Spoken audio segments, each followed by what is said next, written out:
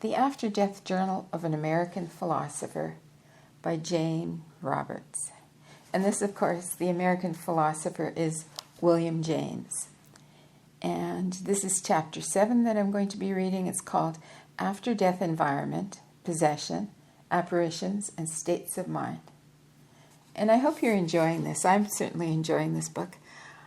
I think it's just wonderful. And also, I'm always interested in books that give expression to insights from the beyond.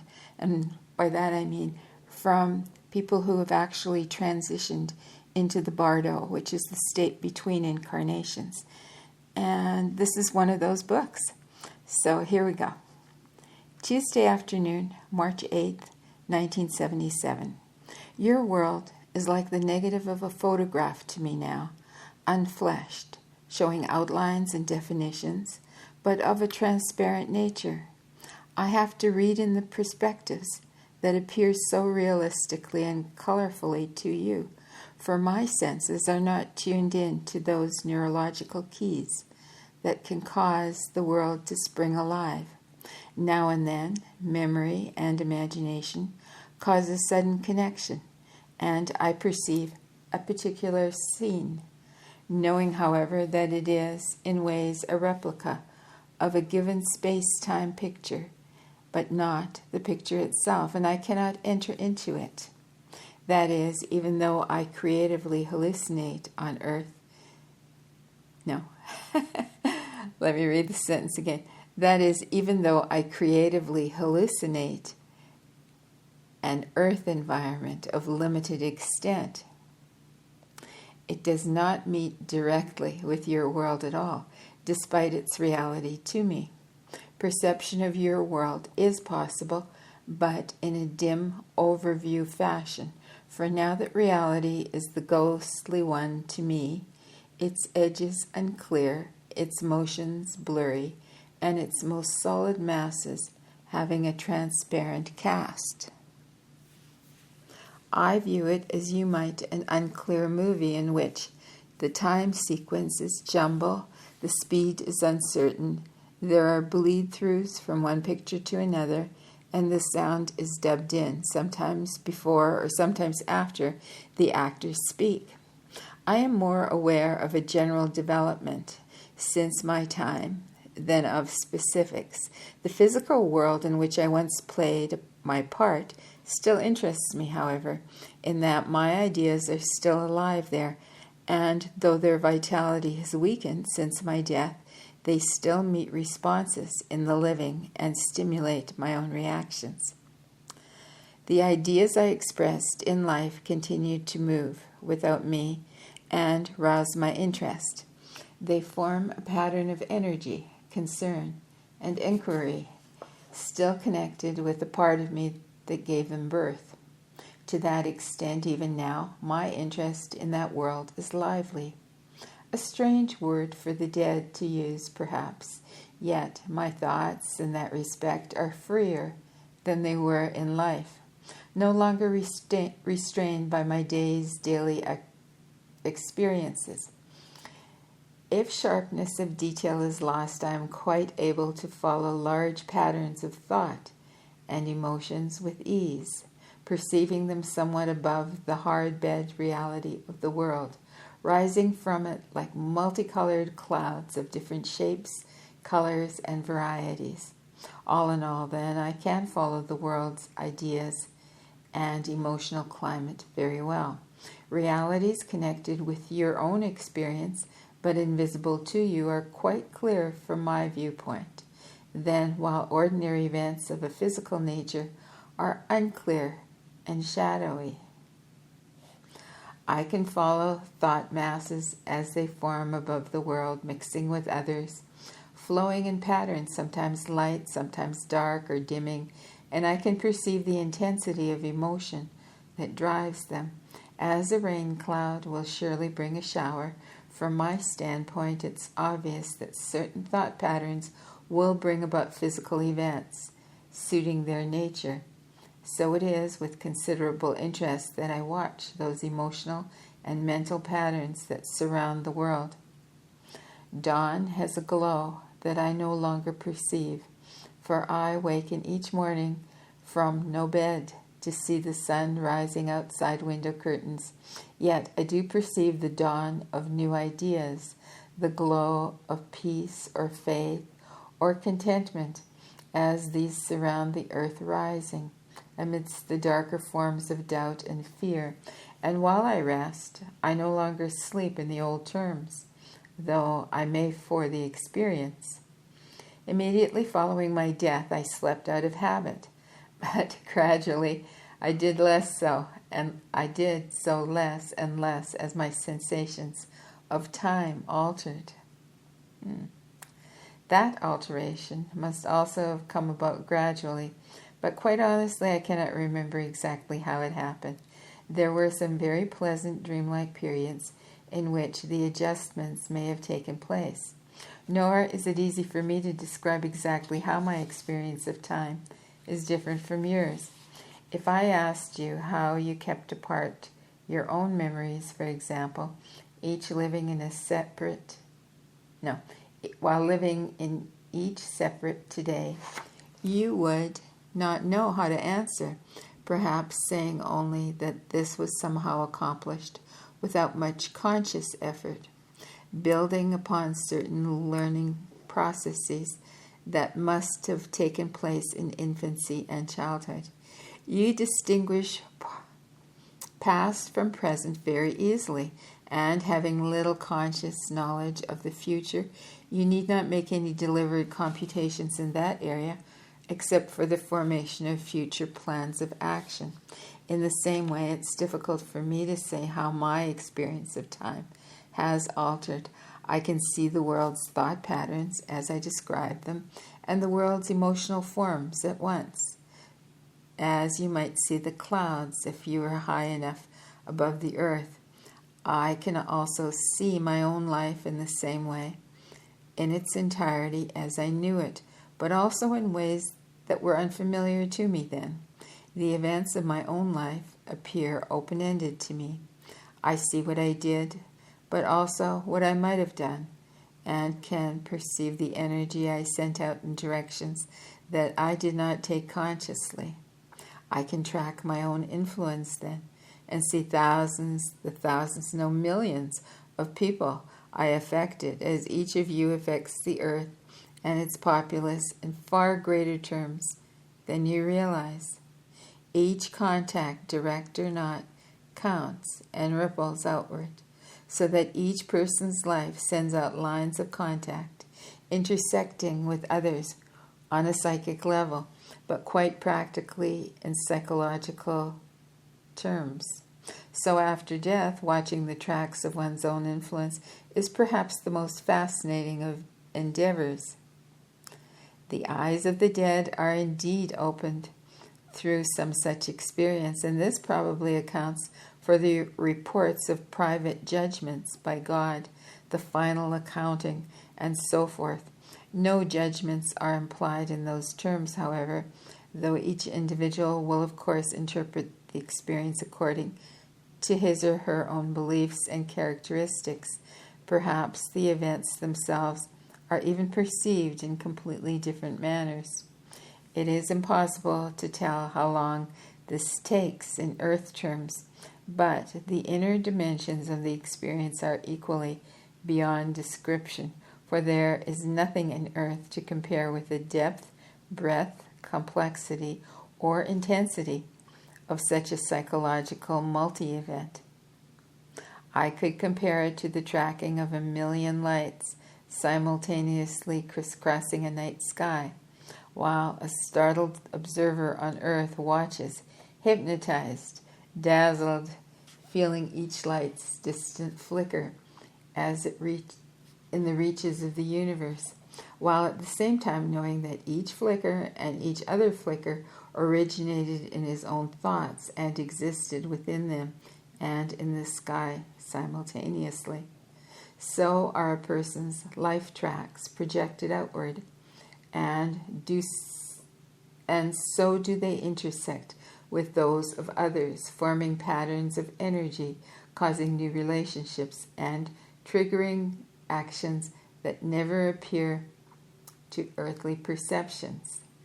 Now, for example, it seems impossible that I was so minutely aware of the energy and extent, the far-reaching consequences of my own life. I do not believe that I could have understood, much less realized, that the lives of all the other persons had the same astonishing greater dimension. Most interesting of all, perhaps, these lifelines began before birth and continue after it. The traces of my own life still intersect with and affect those living, and through my own knowledge of my contemporaries, their lifetimes mix with mine, and with the living as well, as their ideas still relate to mine or are used in whatever way by your contemporaries. From your standpoint, as a rule, the life tracks of the living are brighter and of greater intensity than those of the dead, but this applies only generally. The lifetimes of the dead could be compared, say, with distant galaxies, while those of the living would represent your experienced world. But in actuality, often the intensity of certain thoughts and emotions is so strong that they remain highly volatile. In your terms, after physical death, the division between living and non-living has little meaning. There are gradations of consciousness, rather divisions, with one blending into another, and psychological combinations, both of identity and perception, that are possible outside the physical system, but not within it. Some individuals return to physical life many times. Others live a life or two of great intensity and then follow through with ideas from this end, watching as the physical seeds of that creativity sprout, but from a distance. In my own case, though, this manuscript, I poke my fingers into someone else's pie, but, no, let me start the sentence again, sorry.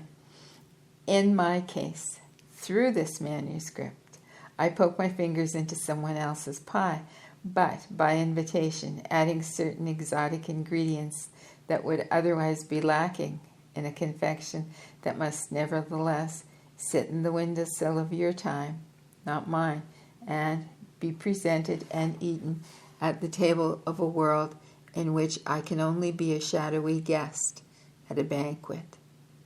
I partially prepared.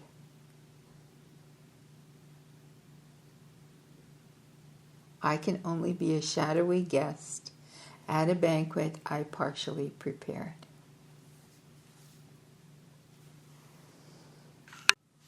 Wednesday afternoon, March 9th, 1977. Communications between the living and the dead must always be translations at best.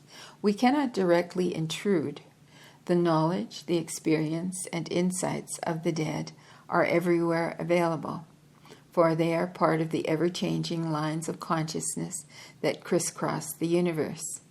There are, of course, divisions, and here I must again use analogies that are familiar to you, in that my main lines of communication are above your own mental atmosphere, not implying superiority on my part, but suggesting the separation necessary. So there is a distance to be crossed in such communications, one that makes direct apparitions most unlikely. Such appearances are more like projected images of transitory nature that cannot take in quotes, in space-time for long. Mental traces not filled with consciousness or flesh, but outlining spatial patterns in response to a communicator who naturally exists in a different kind of psychological medium. I'm going to read that sentence again because I think I mangled it. Okay.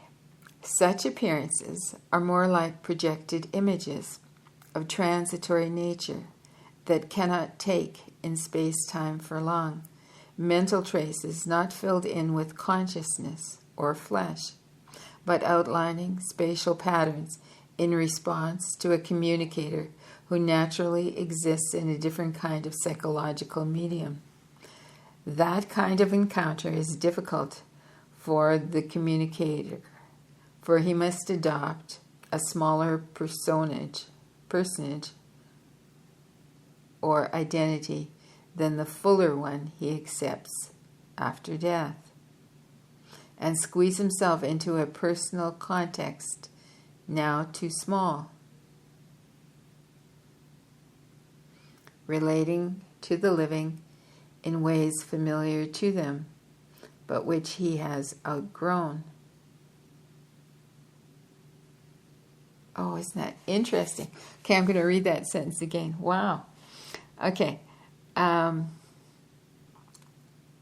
That kind of encounter is difficult for the communicator, for he must adopt a smaller personage or identity than the fuller one he accepts after death, and squeeze himself into a personal context now too small, relating to the living in ways familiar to them, but which he has outgrown. Isn't that interesting? Oh my. Not that love is outgrown, only the small context in which it is experienced, and the details often sought after by the bereaved relatives have lost their sharpness for the dead, while the patterns of the relationships have been experienced in deeper ways than the living can understand. The dead can grow impatient in such cases, and thus may prefer informal dream encounters, in which the living do not clutter the mental air with requests for proofs and details that are, to the dead, beside the point and a waste of opportunity. For certain conditions must occur even before dream encounters can happen, and the dead are usually satisfied with a less direct, but also less troublesome communication. This is often accomplished by the maintenance of a general distance, but lively concern, and by mental messages of comfort, support, and inspiration sent anonymously, usually delivered exactly when the recipient expects it least, in sleep, or when the mind is otherwise occupied. Otherwise, the startling effect of these encounters often blots out the message, overstates it, or distorts it in one way or another. The dead still love those that they loved in life, but they understand the emotion far better than they did before, and in a way again difficult to express. They do not miss the living. They do not feel absent from the living, only present in an entirely different fashion than the living can fathom. In this, of course, they have the advantage, and it is to relieve the loneliness of the living that the dead communicate, even while knowing that such communications themselves can make the living only more anxious. The dead, in their way, are jealous of their freedom, and sometimes their communications take the form of hasty, "Yes, I'm all right" messages, shouted over a mental shoulder. Some people forget to send letters when they travel, caught up in their as they are in their new experiences. Similarly, the dead are also involved in their own experiences and adventures that sometimes they ignore the nagging of the living, whose thoughts rise up like mental kites with reminders saying, "Why haven't you written?" And the adventures of the dead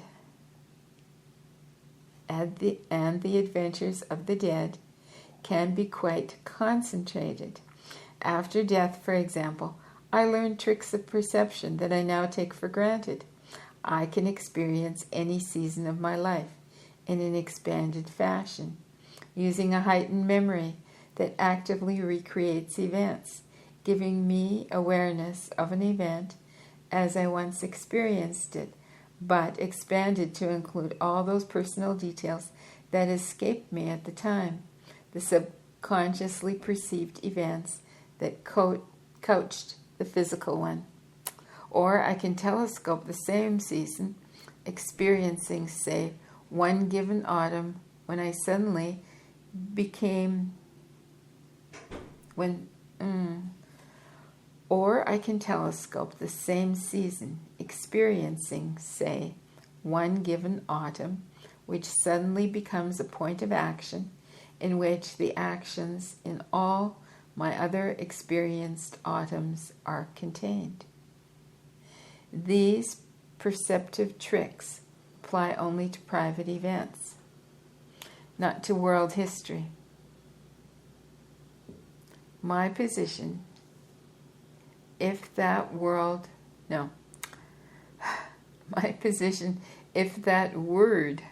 will do to describe my present psychological stance, is the result of my own interests, idiosyncrasies, and tendencies. My position, if that word will do to describe my present psychological stance, is the result of my own interests, idiosyncrasies, and tendencies. In your terms, I am still scholarly, given to my studies, where others, for example, are concerned with emotional relationships and would be involved in different kinds of encounters, both with their own environment and yours. Friday morning, March 11th, 1977. The fact of death does not turn the coward into a hero or the fool into a wise man. True. Yet those judgments are highly limiting to begin with, and death does bring a man into his own estate. That is, he sees his own characteristics and abilities in a clearer light, and after the first shock of surprise, he usually views himself with a more generous, lively compassion than he did before. On earth, few men are of evil intent. Most crimes are committed by those out to right a wrong, and are the result of tangled thoughts and emotions that strangle a man's knowledge of himself and others, so that he acts out of ignorance or is driven by a passion that is the only one he allows himself to feel. This passion also contains all of the inhibited power of all those other emotions that clamor inside him for expression. And like a dammed up river in flood time, the energy finally bursts loose.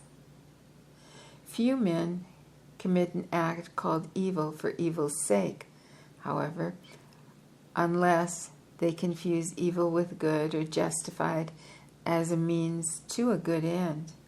So, in death also, there are no evil men, and since understanding is clarified, there is no need for mean acts.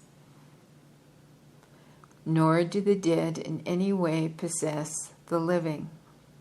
The dead are quite aware of their benefits.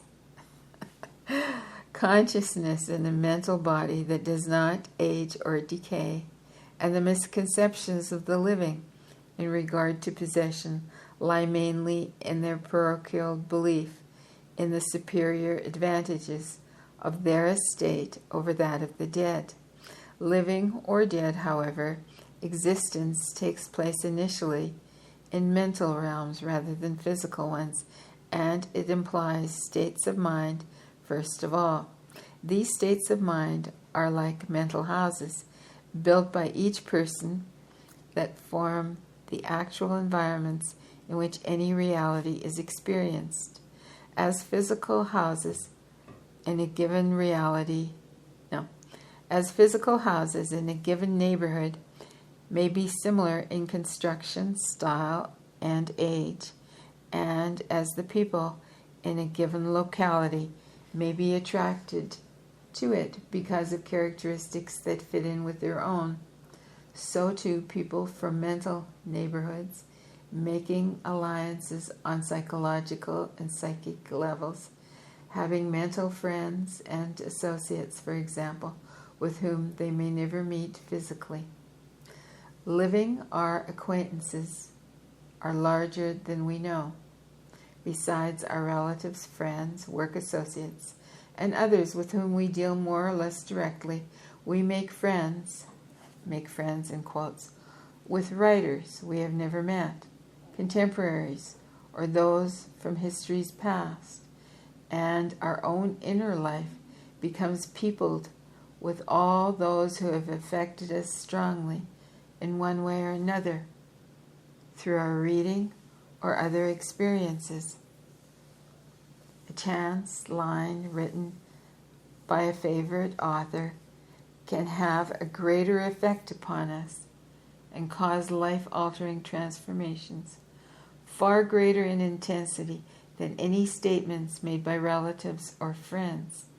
Yet, in life, we largely ignore this kind of mental commerce. The inner neighborhood of mind has its own characteristics and draws to it others of like mind.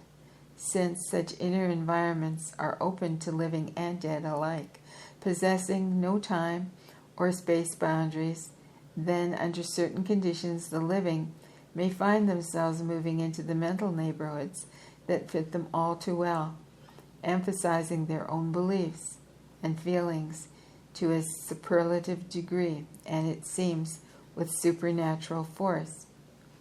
In almost all instances, obsession plus strong repression causes such conditions, because possession in one way or another has been an issue relevant to survival theories, and because of my interest in such matters, I want to discuss this in some depth. First of all, there are certain distinctions I would like to make. And he pauses here. And he starts again on February afternoon, March 11th, 1977. As mentioned earlier, I do not agree with the normative schools of psychology, nor do I subscribe to theories that advocate the well-balanced personality of the end-all of individual or social achievement. Sincere people are demonstrably different in endless varieties of ways, in casts of mind, emotional and intellectual response, bodily habits, and constitution. Then, now, as in life, I maintain the importance of the variances in human behavior. The cultivation of individual differences adds to the resilience of the species, and in countless ways to be discussed later, contributes to spiritual and physical well-being. Many people are one-sided, and in my time, as well as yours, literature, as well as common discourse, speaks of the sportsman, the professor, the seamstress, teacher, the perennial student, the playboy, harlot, and so forth. Each person relates to ideas about the self in an individual way. A 50-year-old father may see himself primarily as a son, for example, whereas another man might be the father in all of his undertakings with others, even though he has no children of his own. A woman might relate primarily as a mother or as a daughter, or in your time particularly, she might stress her affiliation in a profession above all other considerations. But it is idiocy to require the introvert to be an extrovert, or vice versa. The sportsman to have the scholar's love of books, or the scholar to forsake his study for the sports field. Each person is possessed of learnings and tendencies that are idiosyncratic, eccentric, his own to be pursued and developed. Such tendencies often lead to the greatest development in the arts, sciences, and religions, making possible contributions that could not have been made and would not have been made by more well-balanced, better balanced persons. In these cases, common sense, logic, and emotions are all used with devotion and care in the service of a prime interest or purpose, even if that purpose is not clearly perceived, but only sensed. It is followed undeviatingly, even though its path may appear tangled or convoluted. In obsessive behavior, on the other hand, common sense, logic, and the emotions are all to some extent repressed, shut out, strangled by a prime interest, so that the interest becomes a dead-ended road, not permitting any side crossings. These are obviously gradations in most cases, but generally the gifted eccentric is expansive and expressive, using his abilities to an end in which he believes. The obsessive person, however, follows a delusion that he must protect against reason, logic, and emotional understanding. So he denies these, following a goal that is closed rather than open-ended.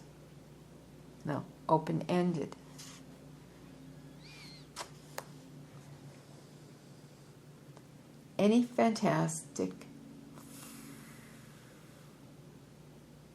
fantastic follows any fanatic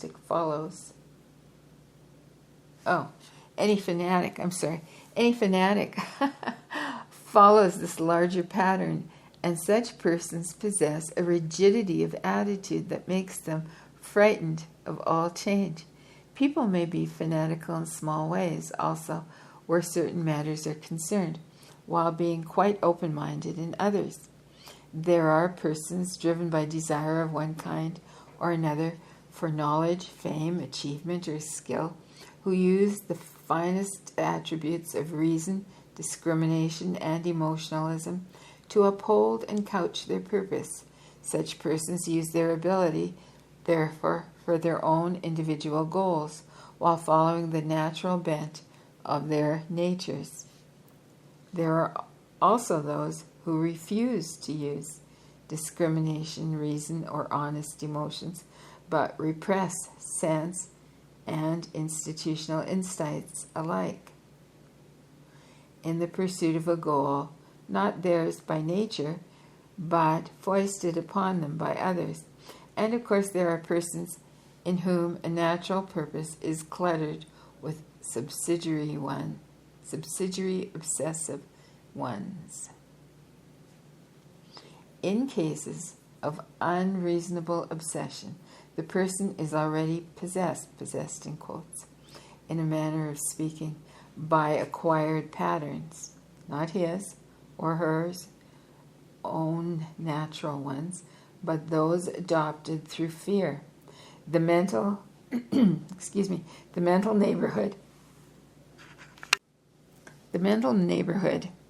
is highly charged, volatile, ready to explode, and the person forced to walk a narrow line, a tightrope, stretched to the utmost, afraid to look right or left or to deviate from the pattern behavior in the slightest way.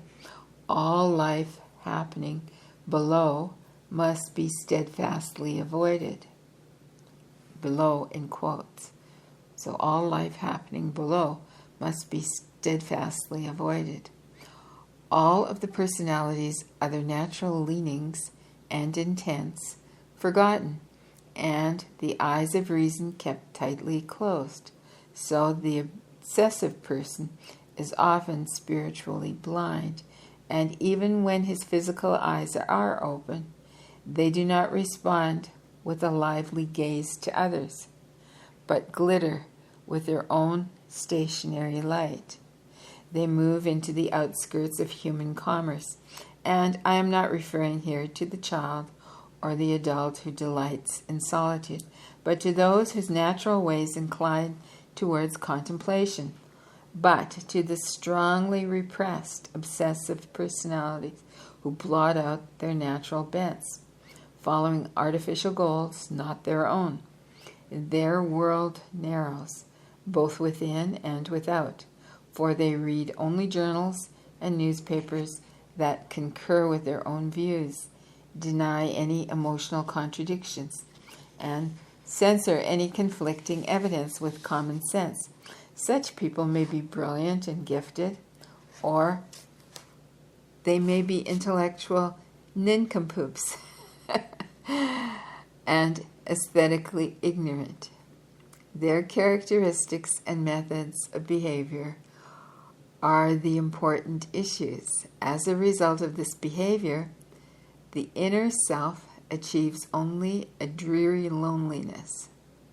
The tightrope is raised ever higher, so to avoid the contamination of daily life. And even if such a person is surrounded by admirers, he can allow for no real discourse. Nature works against isolation and loneliness, and even the lowliest of creatures is curious about the business of others. The animals are not recluses, but lively participators in a natural community in which isolation and relatedness each play a part. So such persons are led to search out those they hope will understand them, while they are prevented from doing so at the same time, fearing that self-disclosure might ruin the elaborate psychological facade so painstakingly wrought. So such personalities characteristically have two main behavioral patterns, sometimes following one exclusively for long periods of time and sometimes switching from one to the other. They are given to compulsive, repetitive actions, mental or physical, and to explosive bursts of violent activity. The repetitive behavior is comforting and can follow a slavish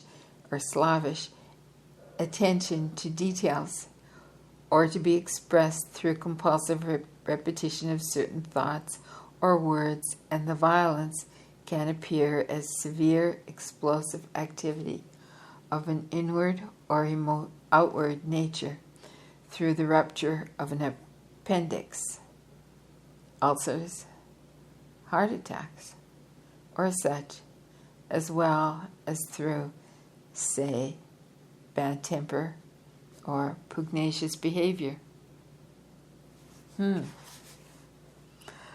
The repetitive nature of such acts, as cracking the knuckles, incessant talking with certain punctuating rhythms, and even loud table tapping, may also mask any violent characteristics. Any such activities carried on to habitual Any such activities carried on in habitual unthinking fashion may combine both the violence and the repetitiveness. Such people are those who need most to break out of themselves. They are lost in, and to some extent possessed. They are lost in, and to some extent possessed by, intents and drives usually adopted out of fear at a young age. Often a parent, or rather authority figure, is responsible in conventional terms. Actually, such presentations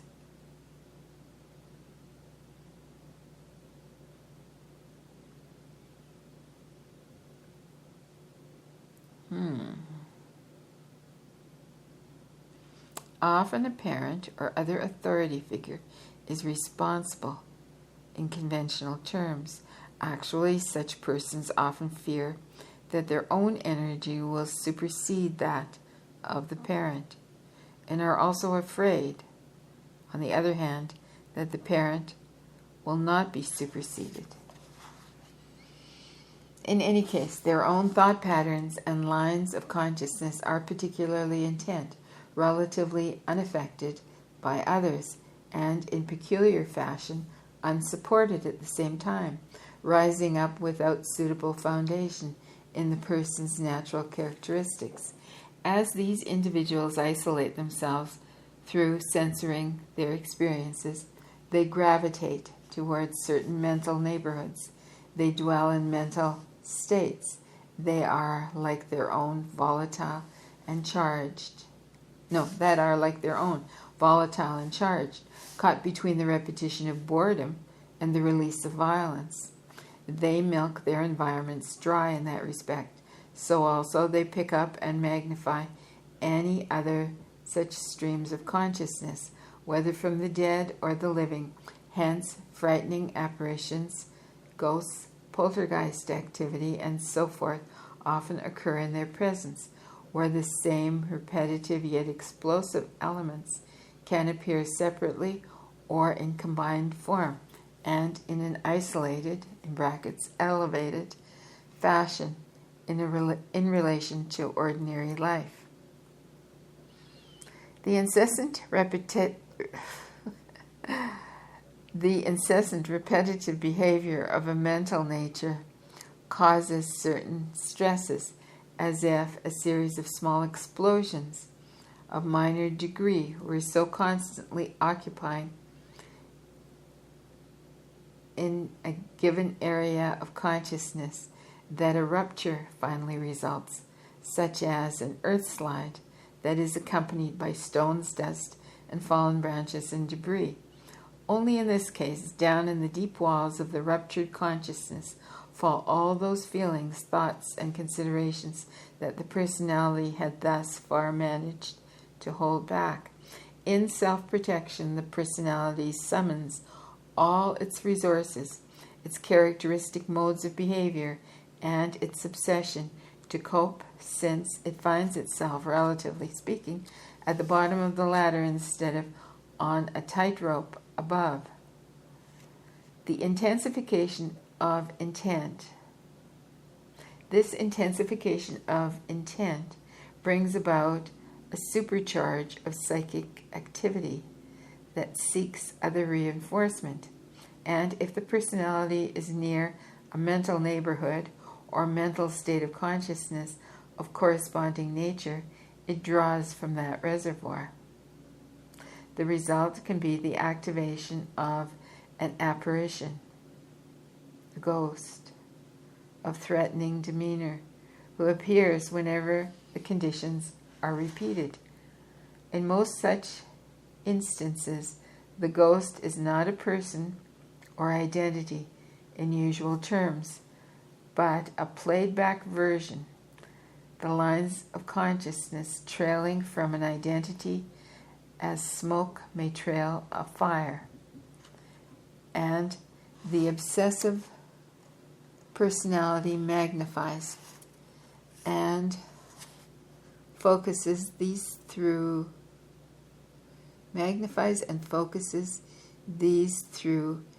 its momentary intensity, then projects them onto space-time, where, however, they will take only under certain conditions. The personality has attracted those lines of consciousness that are in tune with its own effort to reinforce its defenses.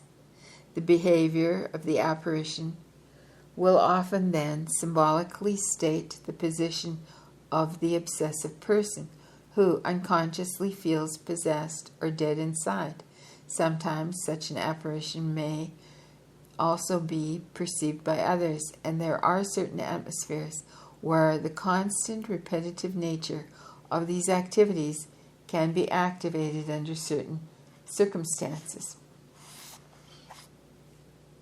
On the part of the obsessive personality, this is a therapeutic process, seeing its own predicament so projected, the feeling of being apart from life and dead to the self, can bring about a shocking recognition of the dilemma, even though this may not be consciously recognized as such. The problem becomes the seemingly exteriorized ghost upon which the person now projects his own situation. Before this, often no problem was even acknowledged. Hence, the drastic measures taken. Religious or psychological aid is usually sought at this point. The recognition and the attention rendered bring the personality into needed contact with its contemporaries. Allow the individual to ask for help, not for himself, of course, so much as for the ghost, and the entire affair serves as a catharsis. This does not mean that only obsessive people are ghosts, but that the classic cases usually involve such conditions, and particularly when the apparition is not someone known to the perceiver. The appearance of friendly ghosts and apparitions of family members or loved ones can have quite a different basis, but in all cases there must be a coincidence of states of mind. Poltergeist activity, usually involving children, follows the same pattern as with the obsessive adult, except that the child is not usually set in its ways. Often the child's anger is against an adult who is attempting to make the child follow other than his own natural bent. Here there is a rage rather than fear, and the child may sometimes be nearly conscious of its behavior, practicing in secret with moving objects or playing sly tricks with its own energy. The repetitive pattern also applies, the child being overly obedient in many such cases, and even behavior erupting spasmodically into violent acts or temper tantrums for which the child has been reprimanded. Earlier I mentioned states of foreboding or anxiety in connection with the creative processes, my own melancholy fantasies and precognition disaster dreams. When I was in such depressions, the most unpleasant associations from the past could be triggered by the most innocent stimulus. Not only images of sorrowful events I had actually experienced, but also doleful remembered scenes from novels or plays would rise in my mind, and the most melancholy passages from philosophers or poets. Such fantasies would accumulate, peopled with characters from real life and fiction, deepening in gloom until they often erupted in disastrous forebodings regarding the future, my own death or that of others, the eventual ruin of the world, the demise of the universe, the end of all. As I mentioned, an artist might paint a series of dark landscapes or otherwise rid himself of his emotional tremors through his canvases. A poet might write a bleak ode to death. Others, in a further creative step, might unconsciously seek out the unknown shape of the future, their anxiety